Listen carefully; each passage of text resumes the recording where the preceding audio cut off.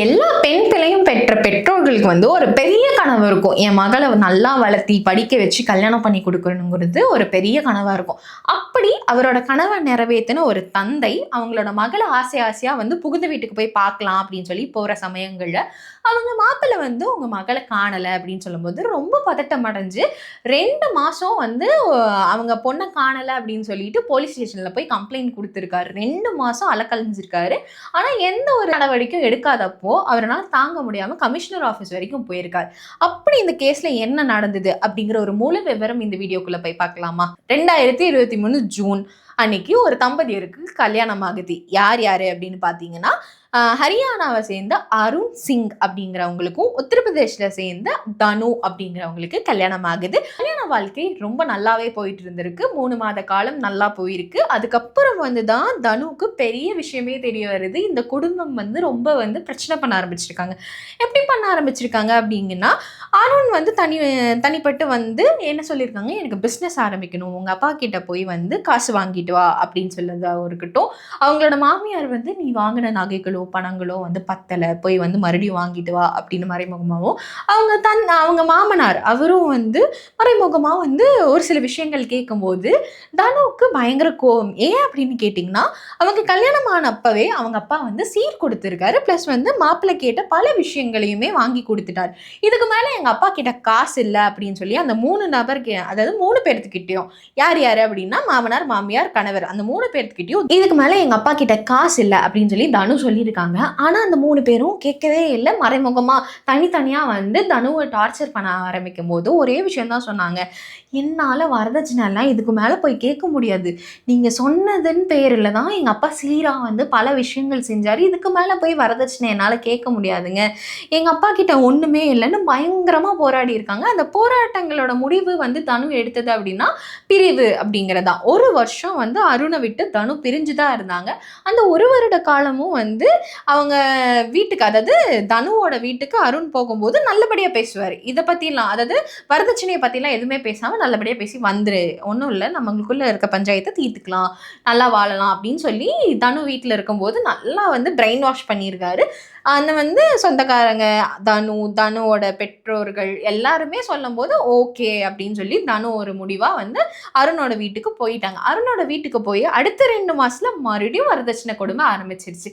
மறைமுகமா அந்த 3 பேரும் முதல்ல பேசிட்டு இருந்தாங்க. இப்போ என்ன பண்ணிட்டாங்க, ஒரு கூட்டணியா சேர்ந்து தனு உட்கார வச்சு டார்ச்சர் பண்ண ஆரம்பிச்சிட்டாங்க. அப்போ தனு தாங்க முடியாம, இல்லை என்னால் முடியாது அப்படின்னே சொல்லிட்டு இருந்திருக்காங்க. அந்த பிரச்சனை பயங்கரமா போயிருக்கு. திடீர்னு பார்த்தா அன்னைக்கு ஒரு இரவு என்ன ஆகுது அப்படின்னா, அருணோட வீட்டு வாசல் முன்னாடி ஒரு ஜேசிபி நிக்குது. அக்கம் பக்க நபரெல்லாம் எதுக்குப்பா நடுராத்திரி ஜேசிபி வருது அப்படின்னு மாதிரி கேட்டிருக்காங்க. அப்போ அருண் சொன்ன விஷயம் என்ன அப்படின்னா, அருணும் அருணோட அப்பாவும் சொன்ன விஷயம் என்ன அப்படின்னா, எங்க வீட்டு வாசல் முன்னாடி கழிவறை நீர்லாம் தேங்கி நிக்குது, அதை சுத்தம் பண்றதுக்காக நாங்க வர வச்சிருக்கோம் அப்படின்னு சொன்னாங்க. இது அக்கம் பக்கம்லாம் பயங்கரமா சந்தேகப்பட்டாங்க. எதுக்கு நடுராத்திரி வர வைக்கணும், மத்தியானம் போலவோ இல்லை சாயந்தரம் போலவோ வச்சிருந்தா என்னது கிளம்பி இருக்கும்லாம், இல்லை சுத்தமா இருந்திருக்கும், இல்லை ஏன் நடுராத்திரி வர வைக்கணும்னு ஒரு பெரிய கேள்வியோட அமைதியா விட்டுட்டாங்க. இந்த மாதிரி இந்த சமயங்கள்லேயே என்ன ஆயிருக்கு அப்படின்னா, இன்வெஸ்டிகேஷன் போலீஸ் இந்த கேஸை பயங்கரமா ஒரு பாயிண்டா எடுத்து இன்வெஸ்டிகேஷன் பண்ற சமயங்கள்ல பக்கத்து வீட்டு நபர் பெண்மணி இந்த விஷயத்த சொல்றாங்க, இப்படி நடந்தது, இந்த மாதிரி ஒரு சம்பவம் நடந்தது, அதுக்கு அடுத்த நாள்ல இருந்து தான் நான் தனுவை பார்க்கவே இல்லை அப்படின்னு சொல்றாங்க.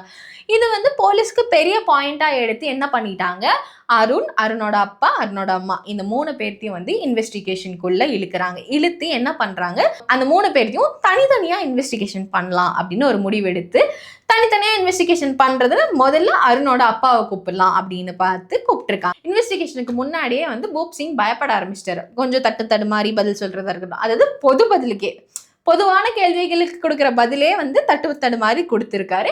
சரி அப்படின்னு சொல்லிட்டு என்னாச்சுன்னு தோண்டி துருவி விசாரிக்கும் போதுதான் அவர் சொல்றாரு, பல உண்மைகள் அவர் சொல்ல வராரு.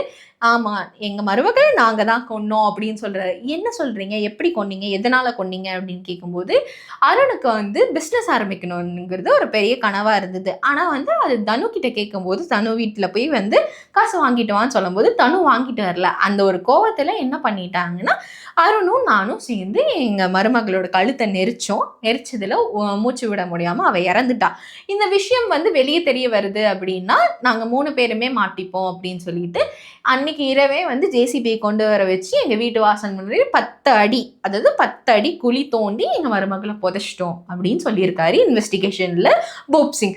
அந்த ஒரு இன்ஃபர்மேஷனை கேட்ட போலீஸ் உடனே வந்து பூப் சிங்கோட வீட்டு, அதாவது அருணோட வீட்டுக்கு போய் அவங்க வீட்டு வாசல் முன்னாடி குழி 10 அடிக்கு தோண்டி அவங்க தனுவை எடுத்து அவங்க பெற்றோர்கள் கையில் கொடுக்கும்போது பெற்றோர்கள் வந்து கதறி கதறி எழுதுறாங்க. எப்படி அப்படின்னா, ஆசை ஆசை கல்யாணம் பண்ணி கொடுத்தா இப்படி பொணமாவா தருவீங்க அப்படின்னு சொல்லி பயங்கரமாக அலறாங்க. அதே சமயங்களில் போலீஸ் வந்து இவங்க 3 பேர்த்த அரெஸ்ட் பண்ணாங்க. நான் ஒரே விஷயம் தான் கேட்க விருப்பப்படுறேன்.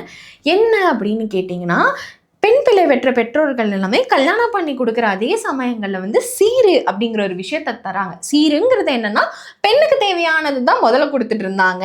ஆனால் காலப்போக்கில் என்ன ஆயிடுச்சு அப்படின்னா, பெண் பிள்ளைக்கு தேவையானதையும் கொடுத்துட்டு மாப்பிள்ளை கேட்குற விஷயங்கள், காராக இருக்கட்டும், பணமாக இருக்கட்டும், நகையாக இருக்கட்டும், என்னத்தை கேட்டாலும் கொடுத்தாங்க.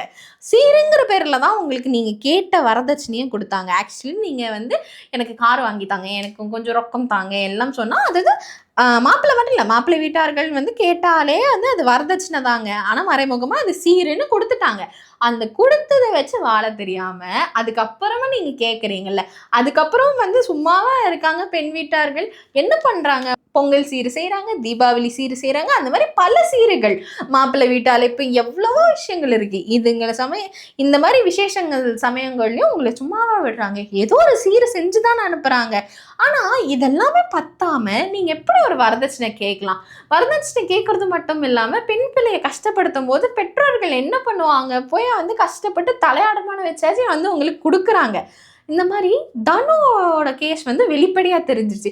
இந்த மாதிரி மறைமுகமாக நிறையா கேசஸ் வந்து இருக்குது. அதாவது வரதட்சணை கொடுமைகள்னு வந்து போய் போலீஸ் ஸ்டேஷனில் கேட்டால் அப்படியே பஞ்சாக கொடுப்பாங்க. அவ்வளோ கொடுமைகள் நடந்துட்டுருக்கு. எந்த ஒரு ஆண் பெண்ணை கல்யாணம் பண்ணுறதுக்கு முன்னாடி எனக்கு உங்கள் பெண்ணை மட்டும் கொடுத்தா போதும், நீங்கள் கொடுக்குற சீரு கூட வேண்டாம் அப்படின்னு சொல்கிறாங்களோ, இந்த வரதட்சணை கொடுமை அப்படிங்கிறது அன்னைக்கு தான் முடிவடையும். இது போல் பல இன்ஃபர்மேஷன்ஸ் வேணும்னா மறக்காமல் குற்றமும் குரலும் சப்ஸ்கிரைப் பண்ணிடுங்க. Thank you so much.